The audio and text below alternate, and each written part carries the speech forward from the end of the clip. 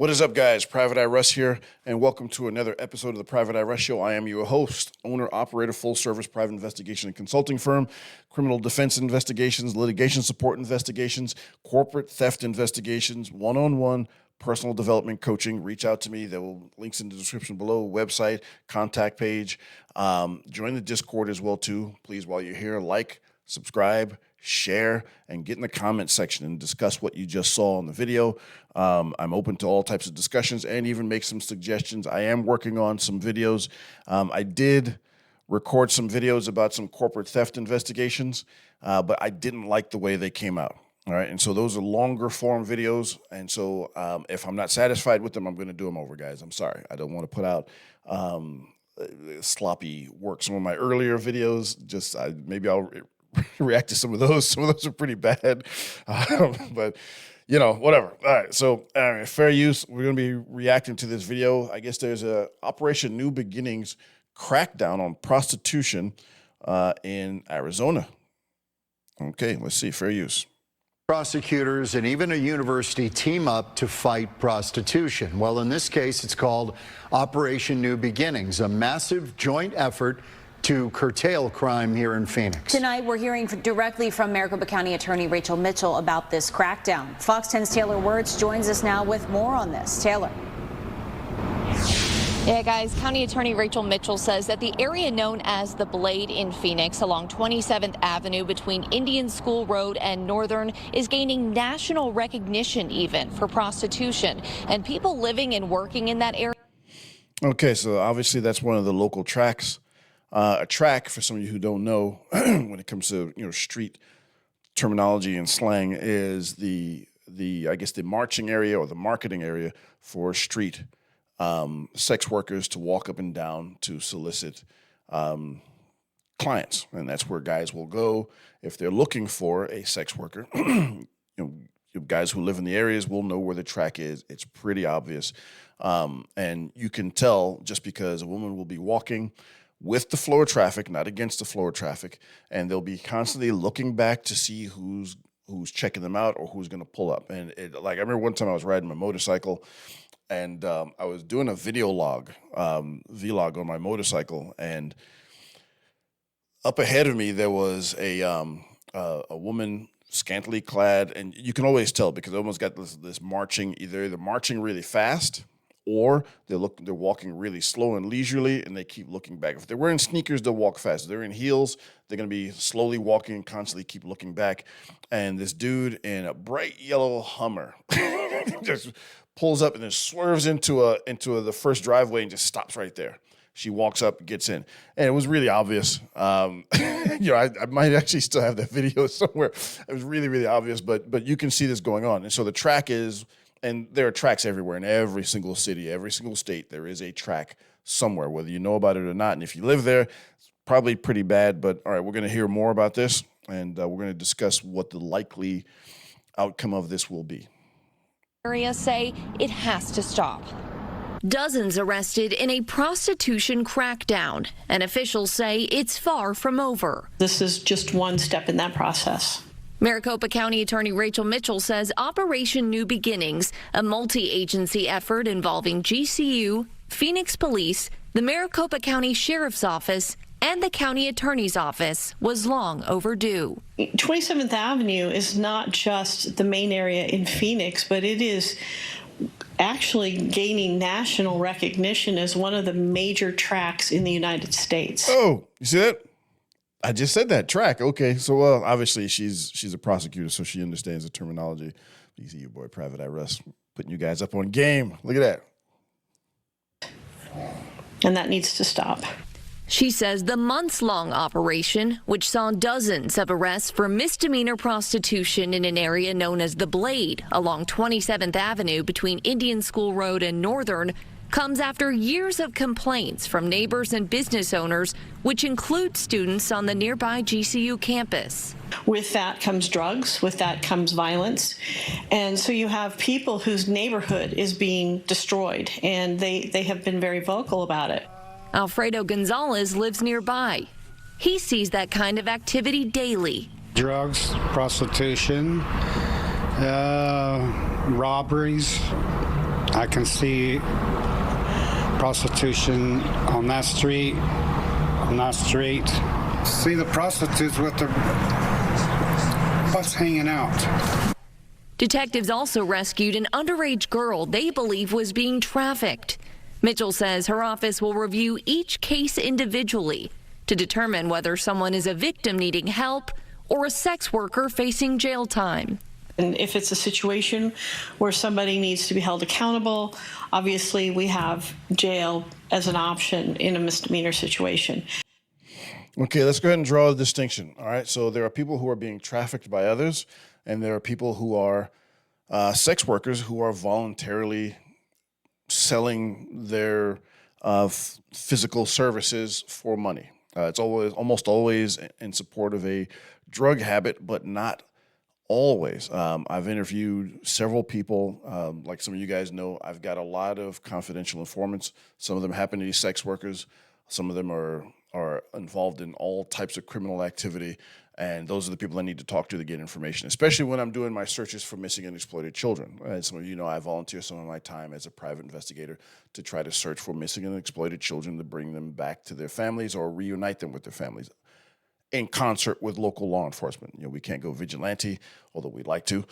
We can't because I don't want to go to prison myself. But more and more of them, matter of fact, 4 of them so far have told me that they've been doing the work they do on the side to pay for gambling debts. And so I had no idea, but you know, it kind of makes sense because gambling can be an addiction. They've even said that they're gambling addicts. And so it's not just drug habits. It's also to support gambling habits, which, you know, the first time I heard about that was when, you know, that big bust of the sheriff of Osceola County. He got busted for being and I made a video about this. He got busted for being a business partner of an illegal gambling establishment. And he was foolish enough to put his name on the documents, on the Sunbiz and the state registration documents. He was asking to get caught. So, you know, it's not just that, it's also gambling debts, but there are people who are actually being forced to be trafficked, all right, who are, you know, not even maybe forced, but, you know, they have handlers who will control them through either they owe them money or they're supplying drugs for them, or there's, you know, just force, whatever it is, coercion. You'll see this with very, very young people, even underage people. They'll be kind of forced or driven into this. Years ago, people that did this sort of thing were called chicken hawks. Now they call them human traffickers. Don't know why. It almost sounds more legitimate, but you know, I prefer the term chicken hawk or pimp because that's exactly what they are. They're filthy. They're disgusting human being.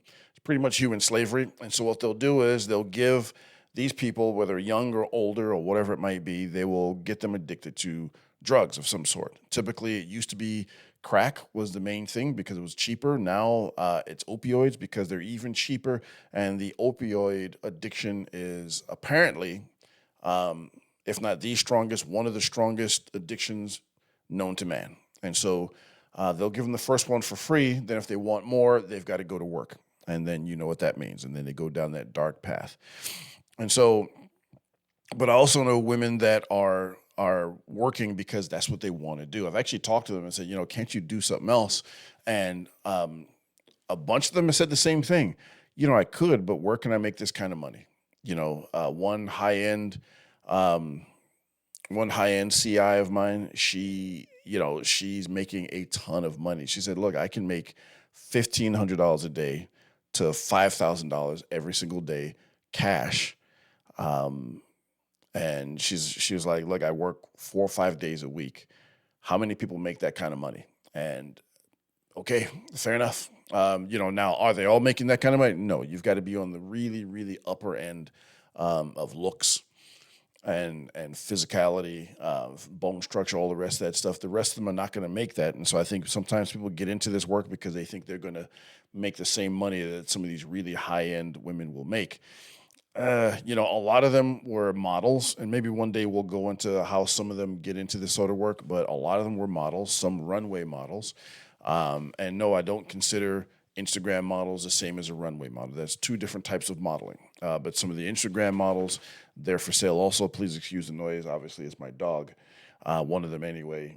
They always wait until I'm recording to make noises. At least he's not cleaning his nether regions like he normally tries to do. I've had to restart videos because of him. Thank you, buddy. I appreciate it. Anyway, so because you guys don't want to hear that. You guys do not want to hear that. Trust me, I don't want to hear it. He's my dog. And so there's a bunch of different ways women and young men will be recruited into this work. And male models, same thing. Modeling agencies, acting agencies, so many different ways to recruit people into this sort of thing. And so there's a difference between someone being trafficked and someone being a worker themselves voluntarily. And it's about 50-50. So anyway, let's keep going. Fair use. If it's something where somebody has been victimized and needs services, there are other options as well. We don't. Okay, so, all right, so here's what's going to happen. Shout out to them. And here's what is going to happen. I know this is what's going to happen because I've seen it here in person. Everywhere else, this is exactly what happens. They'll make a big push, law enforcement will, to push all of this off the streets. It's not going to get rid of it. It's the world's oldest profession for a reason, after all. So here's what'll happen. Happen here in beautiful Central Florida. There's a road called Lee Road, just outside of Winter Park. I guess it is part of Winter Park, but it's unincorporated Winter Park, so it's Orange County that patrols that area.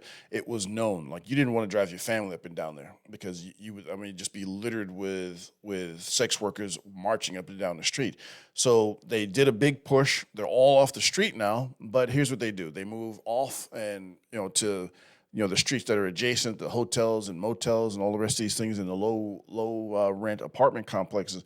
And most of that business has gone online. Now, it used to be Backpage was the well-known thing, but there are so many of these sites. And no, I don't know these sites because I'm soliciting them. When you're looking for missing and exploited children, what people will do when they lure these children away is they will market them on these sites. They'll change their appearance. They'll market them on these sites. So one of the things a lot of guys will do is they'll start looking on these sites to see if any of these people on there have similar facial features, that sort of thing. But they'll do things like they'll put tattoos on them. They'll change their hair color, and then obviously the drug use and that lifestyle in general will literally seemingly drain the life out of these children. And so when we do search for them, it's literally almost like when you're doing search and rescue, you want to get there as quickly as possible. Right? So we'll go balls to the wall and try to pull out everything we can because we know we have a certain amount of time. That if we don't find these children, that they will disappear down a deep, dark hole that they may never be found again from. So then they may never be recovered, or if they are recovered, their life will never be the same. So anyway, like, subscribe, share, get in the comment section, join the Discord. I'm putting out another, I'm going to be putting out posts about different things a couple times a week, maybe 3 or 4 times a week, unless you guys increase the traffic, and then we'll give that more attention. So anyway, it's your boy Private Eye Russ. I will talk to you. Thank you so much for everybody who has liked, subscribed, and shared. Thank every single one of you who are absolute champions, and we're going to keep trying to grow this community. Let's add, we're at 1,300, I think, right now. Let's get to 1,500, and then try to grow and get to 2,000 eventually, maybe even more. So I'll talk to you guys in the next one.